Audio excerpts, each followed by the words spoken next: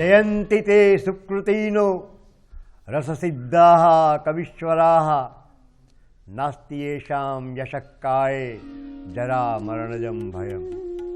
रससिद्ध कविओना यश क्यारेय क्षीण थता नथी।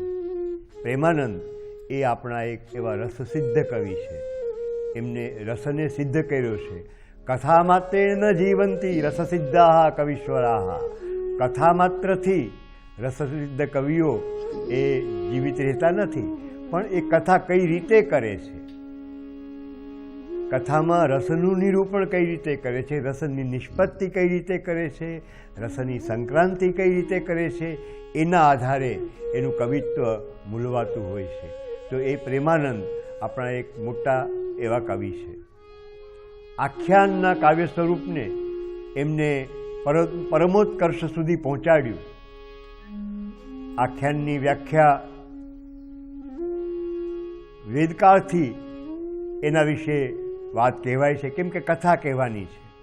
पण हेमचंद्रे एम कह्युं छे के आख्यानमां गान पण होय छे, पठन पण होय छे। पण एक हवे आपणने ज्यारे आपणे आख्यान सांभळीए माणनी साथे त्यारे ख्याल आवे अभिनयन। एमां एक अभिनयनुं तत्व पण उमेराय छे, एटले रस आपणामां संक्रांत थाय छे, एटले रसनो आपणे अनुभव करी शकीए छीए। तो ए अभिनय ए आंगिक अभिनय अमुक अंशे, वाचिक अभिनय तो होय ज छे, पण सात्विक अभिनय ए रस साथे एकरूप थई अने ए रसने प्रगट करे ते सात्विक अभिनय। आहार्य अभिनय पण होय छे। तो आ अभिनय ए आपणी आख्यान कलानुं एक महत्वनुं अंग छे। महाभारतना वनपर्वमां उद्वेग पामेला युधिष्ठिરના चित्तने सांत्वना आपवा अर्थे एक उपाख्यान કહે છે કૃષ્ણદ્વૈપાયન વ્યાસ। એ નલનું ઉપાખ્યાન છે। આ ઉપાખ્યાનનું ભારતની સર્જક ચેતનાને સતત આકર્ષણ રહ્યું છે। સંસ્કૃત તો નૈષધીય ચરિત, નલદમયંતી ચંપુ, પ્રાકૃત અપભ્રંશમાં પણ प्रत्येक शताब्दी में अनेक रचनाओं नलदमयंती रास, खास करीने जैन परंपरा में रास ए आख्यान ने मळतुं स्वरूप है।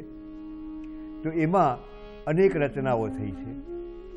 गुजराती साहित्य में आख्यानना पिता गणी शकाय एवा भालणे पण नलाख्यान रच्युं छे। पण ए नलाख्याननी कथानो पूरेपूरो उत्कर्ष ए आपणने प्रेमानंदमां जोवा मळे छे। अनेक रसोनुं एमां संक्रमण कर्युं छे अने ए एमनी उत्तमोत्तम कृतिमांनी एक कृति छे। आपणे ए कृतिनो आस्वाद करीए।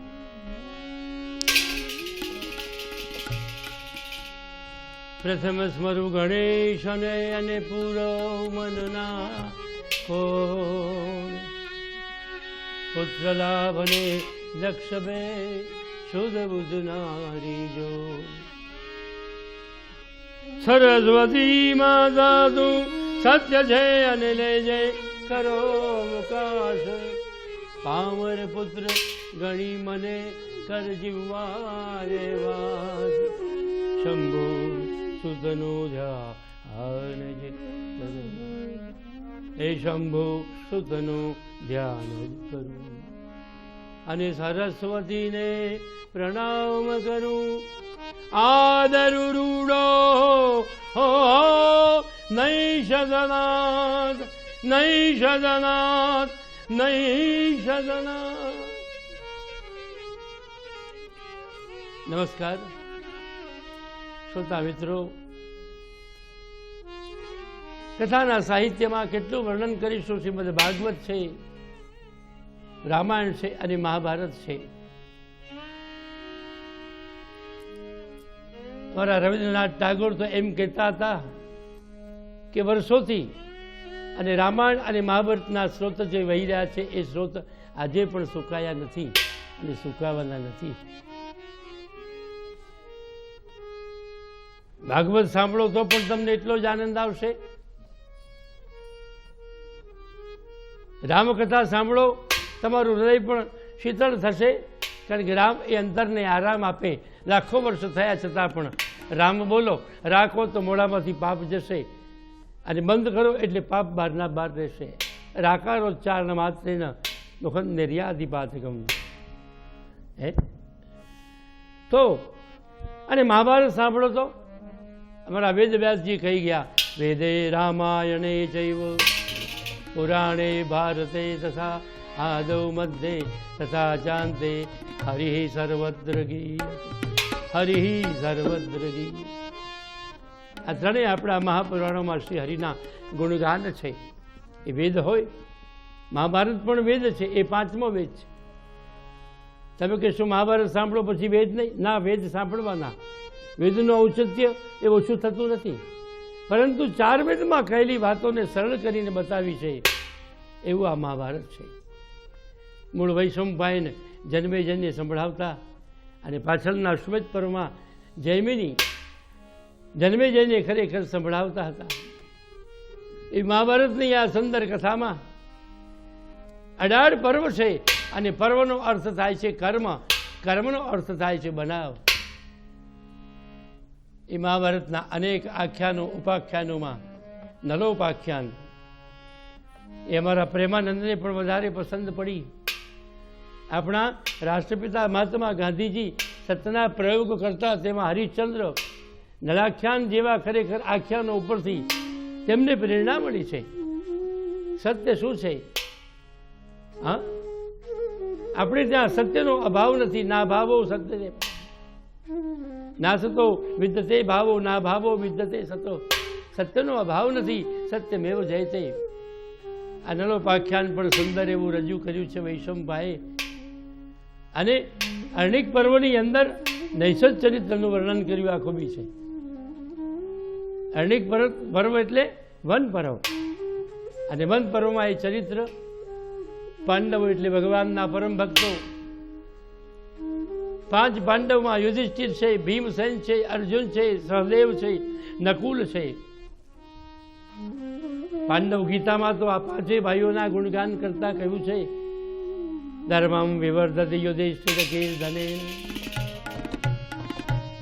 પાપમ પ્રણશ્યતિ વૃકોદર કીર્તનેન, શત્રુરહનિષ્યતિ ધનંજય કીર્તનેન, માદ્રી સુતૌ કથયતામ ન ભવંતિ રોગઃ. આ 5 સત્પુરુષો દેવપુરુષના સ્મરણથી, ધર્મનો સ્મરણથી ધર્મની વૃદ્ધિ, ભીમસેનનું સ્મરણ કરવાથી પાપની નિવૃત્તિ, અને અર્જુનના સ્મરણથી શત્રુનો નાશ, આરોગ્ય પ્રાપ્તિ માટે સહદેવ અને નકુલનું કીર્તન.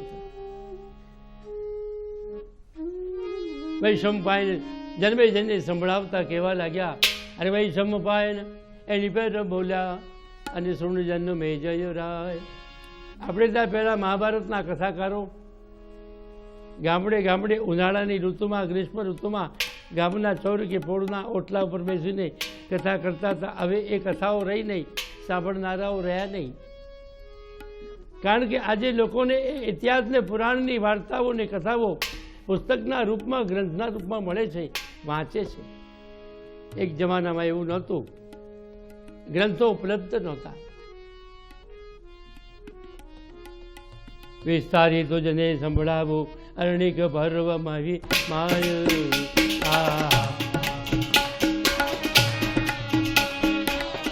રાજ હારીને પાંડવ વનમાં ગયા, અને વસ્યા દ્વૈત વન મોજાર.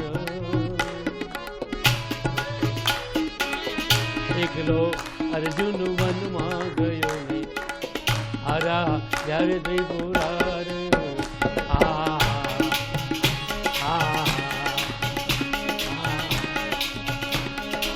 પશુપતિએ પશુપતાસ્ત્ર આપ્યું, ગયો સ્વર્ગની માથે. કાલ કીધું અને એ પુલોમાં માર્યો, 5 વર્ષ રહ્યો જાય.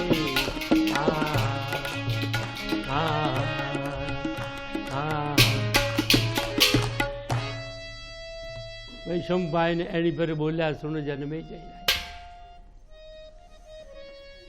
કૌરવની પાંડવ બંને કાકા કાકાના દીકરા પિતરાઈ થયા.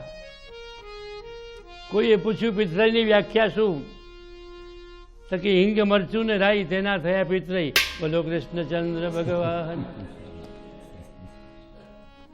જો થોડો વિનોદ પણ જોઈએ ને, કથામાં એકલી ગંભીરતા ન ચાલે. આ તો આપણે આ કાર્યક્રમ મર્યાદિત સમયમાં કહેવાનો છે. અરે અમારા દલપત રામે તો ખરેખર વર્ણન કર્યું છે કે કૌરવને પાંડવને ઓળખવા કેવી રીતે. તો કે એક કાતર જેવા ને એક સોય જેવા. દેખી જુઓ દલપત કે દરજી તની પેઢી વિશે, કાતર કાપી કરે અળગા અને સોય સદૈવ નિવાસ કરાવી. એક જ વંશ વિશે પૂજા, સહવાસ સદૈવ નિવાસ કરાવી. એક જાતિ કુલ પણ મિજાજ સરખો મળતો ના. કોઈ કુટુંબમાં અને પિતરાઈ ભાઈઓમાં ખરેખર મિજાજ મળતો ના આવે. એકબીજાને જુએ તો જાણે કે રાહુ અને ચંદ્ર જેવા, કેતુ જેવા. ખબર હોય અનિતિ જ કરી આખી જિંદગી, નીતિ કરી નહીં. એમને આ પાઠ ન પડ્યો. ગુરુ મહારાજની પાસે ભણ્યા ખરા, પણ ગુરુની વિદ્યા પાઠે ન કરી. એકલા યુધિષ્ઠિરે પાઠ કર્યો, સત્યનું શિક્ષણ મળ્યું. સાચું બોલો, સત્યમ વધો. બધા વિદ્યાર્થીઓને ગુરુ મહારાજ દ્રોણે પૂછ્યું, પાઠ તૈયાર કરી લાવ્યા? યુધિષ્ઠિર કે હજુ સાચું બોલવાનો પાઠ તૈયાર થયો જ નથી, તો બીજો પાઠ તમારી પાસે લવું કેવી રીતે? લ્યો. અને પેલા કહેવું છોડી દો ગુરુ મહારાજ. અને પછી છૂટીને આમળી પીપળી રમવા જાય બાગમાં. અર્જુનને બનાવે ઘોડીને ઉપર બેસીને મારે લાપટો તો પેલા પાટું પડી ગયું બિચારા. મહાભારતની કથા હું પણ ઘણા વર્ષો મહાભારતની કથા જ કરી છે મેં. 1 મહિનો. આવો ને કે છે આ બાજુ રાજપાટ છીનવી લઈ, હરાવીને દ્રૌપદીની લાજ ભગવાને બચાવી. અને અમારા પાંડવો દ્વૈત મનમાં રહે છે. અર્જુન પોતે સ્વર્ગમાં વિદ્યા ભણવા માટે ઇન્દ્રથી વિદ્યા ભણવા જાય. પશુપતિ નાથનું ખરેખર ત્યાં સ્મરણ કર્યું, પશુપાતાસ્ત્ર પ્રાપ્ત કર્યું. તમે પૂછશો કેમ? કારણ કે ખબર હોય પાંડવોને વનમાં મોકલ્યા 12 વર્ષના વનવાસ પછી કૌરવો આવશે સન્મુખમાં અને કૌરવોની પાસે પોતાનો ભાગ માંગવો હશે તો એ ભાગ એમને આપવાના નથી. ભાગને માટે લડવું પડશે. એટલે પાંડવોએ આ તૈયારી 12 વર્ષમાં કરી દીધી. અર્જુન સ્વર્ગમાં ગયો. કાલનેમી મુઆને અપોલોમાને માર્યા ને અર્જુનને ત્યાં સ્વર્ગમાં, એટલે ઇન્દ્રનો જ અંશ હતો ને, કર્ણ સૂર્યનો અંશ. બધા દેવતાઓ જ હતા. સજ્જનો, ધર્મરાજા વનમાં દુઃખ પામે છે, બીજા ભાઈઓની સેવાથી સંતોષ નથી. બૃહદ્રષ્ટ નામના તપસ્વીનું વર્ણન કર્યું છે. કેમ દુઃખી છો? તો કે મહારાજ મારો ભાઈ અર્જુન ગયો અરે ભીમસેન પાસે માગો દાંતણ પાણી,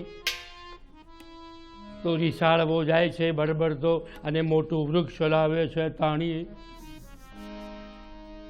અમારો ભીમભાઈ એવો છે ને, કહું દાંતણ લાય, આખું ઝાડનું ઝાડ લઈ આવે, બાવળિયાનું. બધું વર્ણન બહુ વિસ્તારથી કહીએ તો કેમ થાય? 1 મિનિટમાં એક કડવું કહીએ તો ના પહોંચાય. જો બોલો કૃષ્ણચંદ્ર ભગવાન. હા, નળાક્ષરના અંશો આપની સમક્ષ પ્રગટ કરું છું. સાવ ભૂલાઈ ન જાય, વિસરાઈ ન જાય. લોકો કે છે આ પરંપરા લુપ્તપ્રાય થવા બેઠી છે. ના ના, અમે લુપ્ત નહીં થવા દઈએ. અમે આ બંને દીકરાઓને પણ તૈયાર કર્યા છે. એ લોકોએ મારા કરતાં સરસ બગાડે છે. પાછા સંગીતના ભણેલા છે, હું તો અધૂરો છું. એ તો વિશારદ થયેલા છે. બડાઈ નથી કરતો આપની સમક્ષ, પણ અમારી પરંપરા માટે એવું કોઈ ન કહેશો એ લુપ્તપ્રાય થઈ રહી છે, મૃતપ્રાય થઈ રહી છે. હજુ હું છું ત્યાં સુધી લુપ્તપ્રાય નહીં. બોલો ક્યારે બોલાવો છો? તમારે ત્યાં કાર્યક્રમમાં દોડી જઈશ. 78 વર્ષનું વય છે મારું. હજુ 3 કલાક સુધી બોલી શકું છું. બડાઈ નથી કરતો, વચમાં પાણી પણ નથી જોઈતું, ભલે 3 કલાક બોલાવું. ઠાકોરજીની કૃપા છે. આપણે શું બોલીએ? મુખમ કરો દિવાચાલમ ભંગમ લંઘાઈ થઈ ગઈ યત કૃપાત્મહમ વંદે પરમાનંદ માધવ. અમારો સહદેવ જોશી પોર દાડે ઉઠે અને ઉઠે કહીએ કે આજ તો જોગણીનું ઘર સામું, અને આજ તો પૂર્વમાં ચંદ્રનું ઘર સામું, આજ તો પૂઠે ચંદ્ર, આજ તો આગળ ચંદ્ર. જોશી આવું કરે હો. પણ એ પણ માર્ગદર્શન આપે. અમુક દિશામાં જાઓ તો ચંદ્ર સામે તો જજો, અમુક દિશામાં જોગણીનું ઘર ના જજો. આમાં શુકન અપશુકન પણ માનવના જીવનમાં કેટલીક વખતે કામ કરતા હોય છે. આપણે વિસ્તાર નથી કરતા, આપણો વિષય જુદો છે. દ્રૌપદી એનું રૂપ બહુ ભારી છે. મારા જેવું કોઈ દુઃખ પામ્યા હશે. બ્રદર્સ કહે શું દુઃખ પામે, નર દુઃખ પામ્યો તેની આગળ નથી તારું દુઃખ સોમો ભાગ, દાસી રૂપ થઈ રમી. દાસી રૂપ થઈ રમી અંતિને ઉબડું થયું નળ ગાત્ર, એના દુઃખ આગળ યુધિષ્ઠિર તમારું દુઃખ ગોળમાં.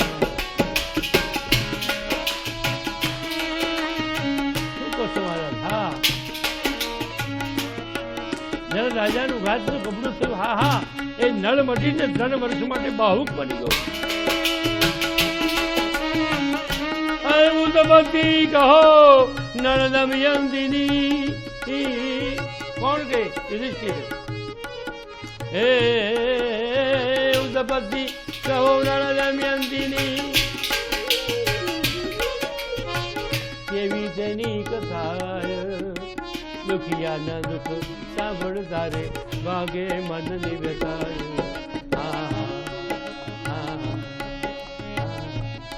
ઉત્પત્તિ કહું નથી. દુઃખી માણસ પાસે કોઈ એના કરતા વધારે દુઃખની વાત કરો તેને એમ થાય ગોહો આ તો મારા કરતા વધારે દુઃખી થાય કે ના થાય.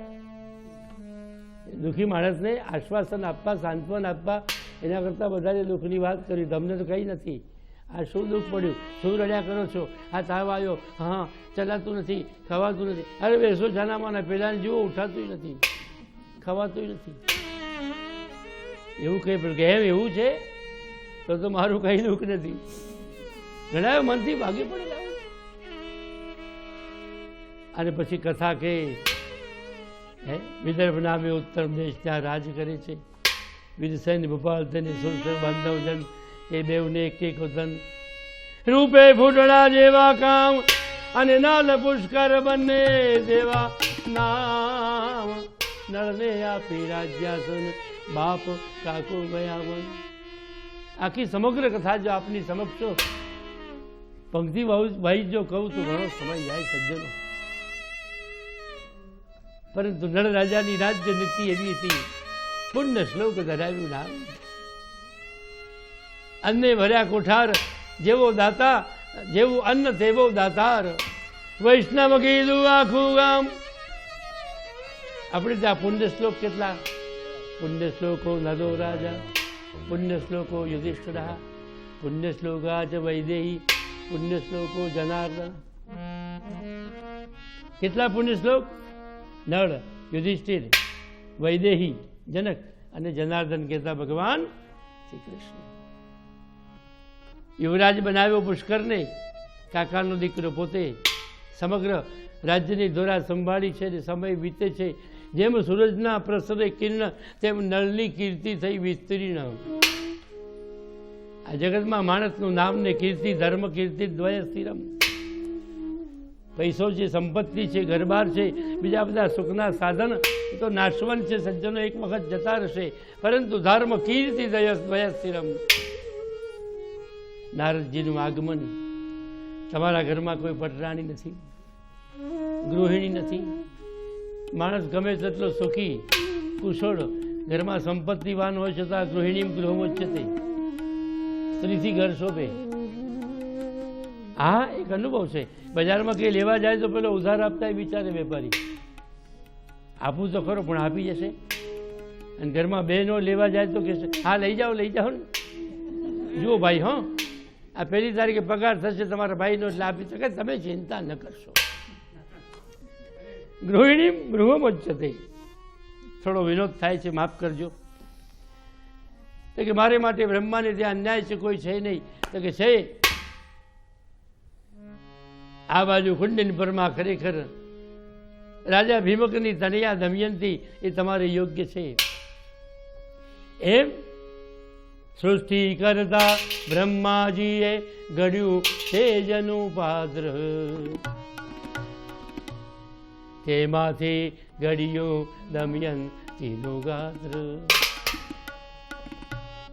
તે ઘડતા રૂપમાં કંઈક છેરો બધ્યો, તેનો બ્રહ્માજીએ ચંદ્રમાં ઘડ્યો. નરક જે મહારાજ શું તમે છાશમાં પાણી નાખીને ગપ્પા મારો?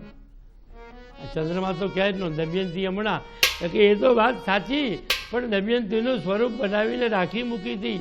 આ તમે આવ્યા એટલે હવે દમયંતીને પ્રગટ કરશે. બોલો કૃષ્ણચંદ્ર ભગવાન.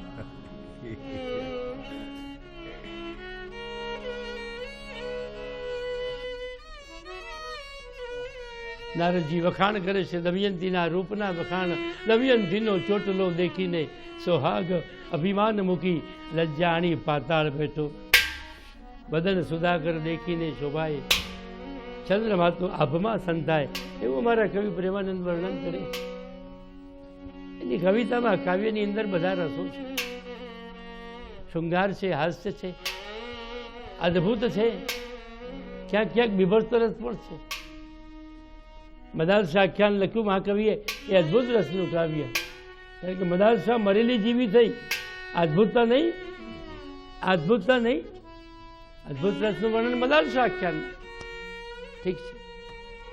આ પછી નારદજી ખરેખર આવું કહીને જાલતા થયા. તે વખતે નળ રાજાને દમયંતીનું સ્મરણ થતાં અમારા પ્રેમાનંદે વર્ણન કર્યું.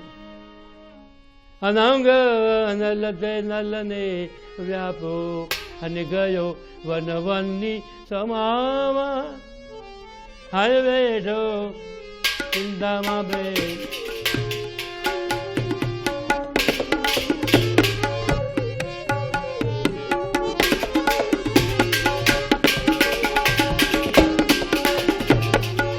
શાંતિ સાંભળજો, સમયની થોડી મર્યાદા વધશે.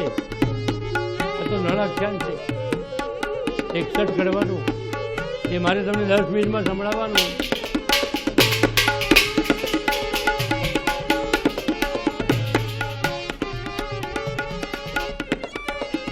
મૃગિયાનો શણગાર કરીને જાય. એક વન જોયું છે, ત્યાં કેટલા હંસ દીધા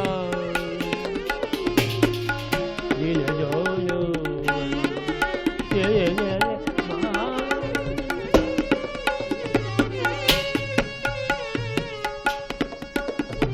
આવી હંસની જાત બ્રહ્માએ ક્યારે નિરમી.